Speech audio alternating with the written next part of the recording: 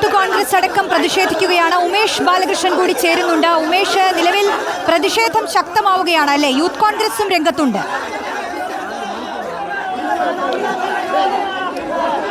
റോഷി, പ്രതിഷേധം ശക്തമാവുകയാണ്. അതോടൊപ്പം മറ്റൊരു വസ്തുത ഇതോടൊപ്പം പറയേണ്ടത്, ഇപ്പോൾ യൂത്ത് കോൺഗ്രസ് പ്രതിഷേധവുമായി രംഗത്തെത്തിയെങ്കിലും ബൈസ്റ്റാൻഡേഴ്സ്, അതായത് ഇപ്പോൾ അകത്ത് ആശുപത്രിയിൽ കഴിയുന്ന രോഗികളുടെ ബൈസ്റ്റാൻഡേഴ്സ് അവരുടെ പ്രതിഷേധമോ അവരുടെ പിന്തുണയോ വേണ്ട എന്ന് പറഞ്ഞ് അവരെ തിരിച്ചയക്കുന്ന ദൃശ്യങ്ങളാണ് നമ്മൾ കാണുന്നത്.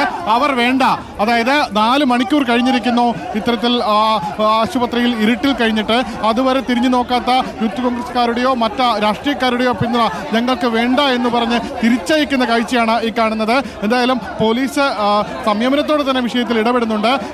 ചേട്ടാ, നിങ്ങളിപ്പോൾ അവർ തിരിച്ചയക്കാനാണ് ഒരു രാഷ്ട്രീയം വേണ്ട. പോലീസുകാരെന്ന് പറഞ്ഞാലേ അവര് മാറ്റി നിർത്തും, നമ്മളെ ഇങ്ങോട്ട് മാറി, നമ്മൾ അവര് ചെയ്തു തരാന്ന് പറയുന്നു.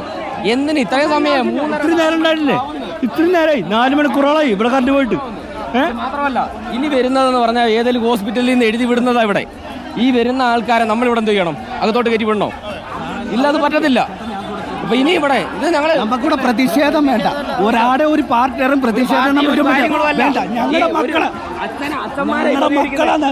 ഞങ്ങളുടെ മക്കളെ നിങ്ങൾ ഷൂട്ട് ചെയ്യാൻ പോകുന്നതാണെങ്കിൽ അവരെ പിടിച്ച് പുറത്താക്കിയിട്ട് ഔട്ട് സൈഡിൽ നിന്നോട്ട് പ്രതിഷേധം നടത്തിക്കോ. പ്രതിഷേധം വേണ്ട, അത് ഒരാളെ പ്രതിഷേധം വേണ്ട.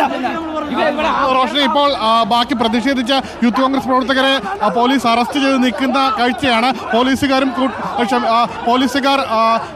ഈ യൂത്ത് കോൺഗ്രസ് പ്രവർത്തകരുമായി ചെറിയ സംഘർഷം ഉണ്ടായിരിക്കുന്നു.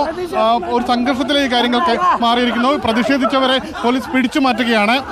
അതായത് പ്രതിഷേധക്കാരുടെ ആവശ്യം വേണ്ട എന്ന് പറഞ്ഞതോടുകൂടി ഈ കൂട്ടിരിപ്പുകാരും പ്രതിഷേധക്കാരും തമ്മിൽ ഒരു സംഘർഷത്തിലേക്ക് കാര്യങ്ങൾ നീങ്ങിയിരിക്കുന്നു. വളരെ വൈകാരികമായ ഒരു സാഹചര്യത്തിലൂടെയാണ് കടന്നു പോകുന്നത്. യൂത്ത് കോൺഗ്രസ്സുകാരും ഈ കോൺഗ്രസ് പ്രതിഷേധത്തിന്റെ ഭാഗമായി ഇപ്പോൾ